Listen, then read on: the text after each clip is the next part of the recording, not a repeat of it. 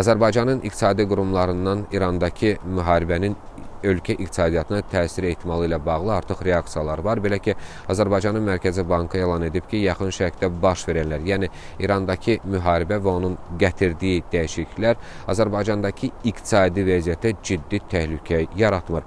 Qurumdan bildirilib ki, Mərkəzi Bank dünyada baş verən prosesləri və onların qlobal enerji bazarlarına da, qiymətlərə də təsirini davamlı izləyir. Xatırladım ki, son günlər dünya bazarında qiymətlərin 20%-dən artıq artması baş verib.